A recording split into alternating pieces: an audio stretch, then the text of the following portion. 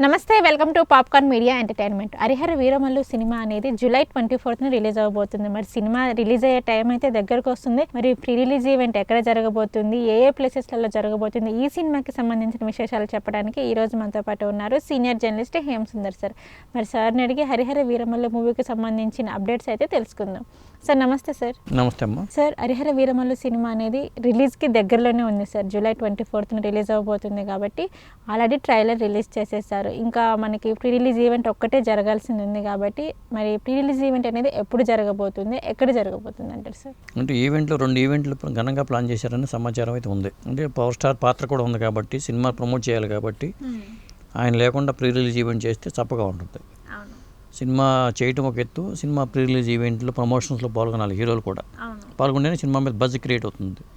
ట్రైలర్తో buzz వచ్చింది, అయినా తన వంతు బాధ్యతగా చేయాల్సిన బాధ్యత ఆయన మీద ఉంటుంది.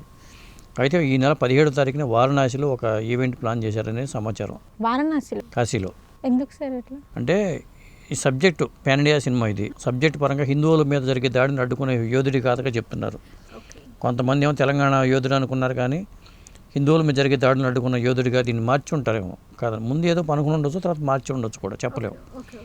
అలాంటి కథ కాబట్టి అంటే అటాక్ పాన్ ఇండియా సినిమా రెండు ఒక నార్త్లో ఒకటి పెట్టుకుంటే ఇక్కడ సౌత్లో ఒకటి పెట్టుకోవడం అట్లా ప్లాన్ చేసుకున్నారని సమాచారం.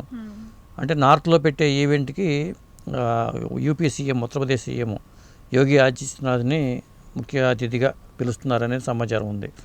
వాళ్ళతో పాటు ఒక భోజ్పురి మంత్రులు కానీ వాళ్ళు అట్లా పిలిచి, ఎందుకంటే ఆయన బీజేపీకి మిత్రుడే కాబట్టి, జనసేన అధినేత పవన్ కళ్యాణ్ ఆయన వస్తే ఇంకా బాగుంటుందనే ఉద్దేశంతో అక్కడ పెట్టారనేది మనకు తెలుస్తున్న సమాచారం. ఓకే సార్, మరి ఇంకొక ఈవెంట్ మన తెలుగు రాష్ట్రాల్లో చూసుకున్నట్లయితే ఎక్కడ ఉండబోతుంది అంటే? ఇంకొకటి తిరుపతి అంటున్నారు. తిరుపతిలో ఒక యూనివర్సిటీ ప్రాంగణంలో మాట్లాడుతున్నారు అంటున్నారు. అంటే ఈ రెండింటి స్టేట్లకి సంబంధించి అఫీషియల్ అనౌన్స్మెంట్ ఇంకా రాలా. కొంచెం ఇవాళ రేపట్లో ఈ అనౌన్స్మెంట్ వచ్చేస్తుంది.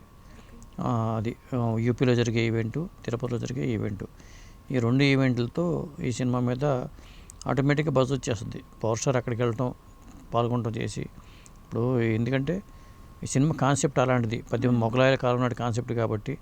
ఎందుకంటే ఔరంగజేబు దురాఘాతాలకి బలైపోయిన హిందూ దేవాలయాలు కానీ ఇవన్నీ చాలా ఉన్నాయి. మరి ఆ కాన్సెప్ట్ మీద సినిమా చేశారు కాబట్టి మరి అక్కడ కాశీ కూడా ఇది ఉంది. అక్కడ కాశీ విశ్వేశ్వర టెంపుల్కి ఆపోజిట్లో మసీదు ఉంది, దాని మీద వివాదం నడుస్తుంది, అది ఇప్పటికీ కోర్టులోనే ఉంది. ఇలాంటి అంశాలన్నీ ఉన్నాయి కాబట్టి ఈ సబ్జెక్ట్ పరంగా సనాతన ధర్మం అంటున్నారు కాబట్టి ఈ ధర్మ పరిరక్షణ కోసం నడుంకట్టిన ఒక యోధుడి పాత్రని వీరమలుగా చూపించబోతున్నారు కాబట్టి వాళ్ళు ఈ తరహా ప్రమోషన్ వరకు నార్త్లో చేస్తే బాగుంటుందని కాశీని ఎంచుకున్నారు. ప్రధానంగా కాశీని ఎంచుకోవడానికి కారణం అదే. అక్కడికి మరి పవర్ స్టార్ పవన్ కళ్యాణ్ వెళ్ళే అవకాశాలు ఉంటాయి.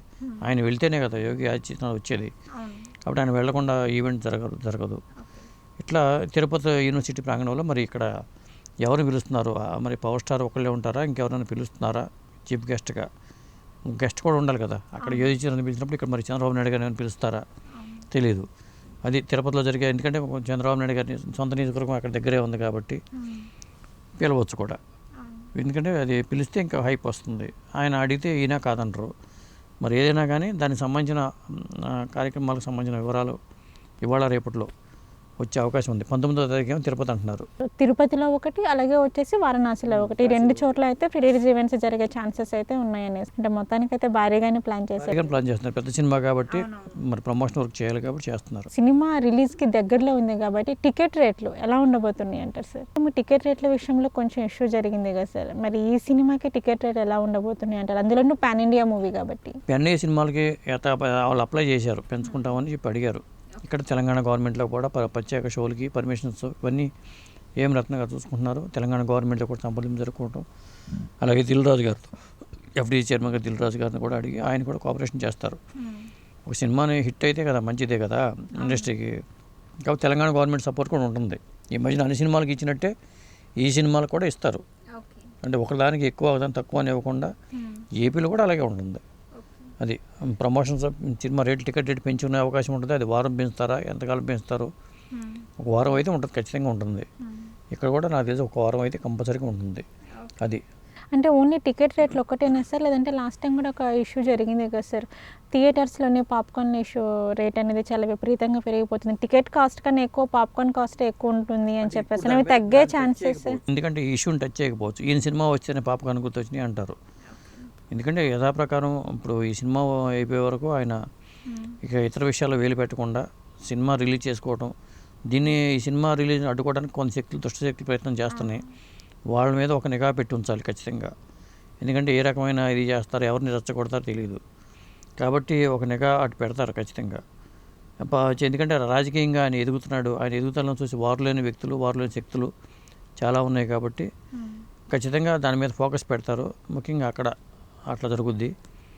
ఏదేమైనా సినిమాకైతే ఆటోమేటిక్గా బజ్ వచ్చేసింది, ట్రైలర్తోనే వచ్చింది, వ్యూస్ కూడా కొల్లగొట్టేసింది. కాబట్టి ఇక ఎటువంటి ఆటంకాలు లేవని అనుకుంటున్నా. సెన్సార్ జరిగి సినిమా నిడివి ఎంత ఉందో ఏంటనే వివరాలు త్వరలోనే వచ్చేస్తే మనకి ఎక్కువ థియేటర్లో సినిమా రిలీజ్ అయ్యే అవకాశం ఉంది. పోటీ కూడా పెద్దగా లేదు. కాబట్టి ఇక కంగారు పడాల్సిన అవసరం లేదు. నిర్మాతగా ఏం రత్నం గారు కూడా కంగారు పడాల్సిన అవసరం లేదు. ఖచ్చితంగా భారీ ఓపెనింగ్స్ అయితే కొల్లగొట్టే అవకాశం అయితే ఈ సినిమా ఉంది. Okay sir. Harihara Veeramallu cinema pre release event అనేది ఎప్పుడు ఉంటుంది, ఎక్కడెక్కడ జరగబోతుంది అనే దాని గురించి అయితే మాకు ఒక క్లారిటీ ఇచ్చారు. Thank you sir. Thank you అమ్మా.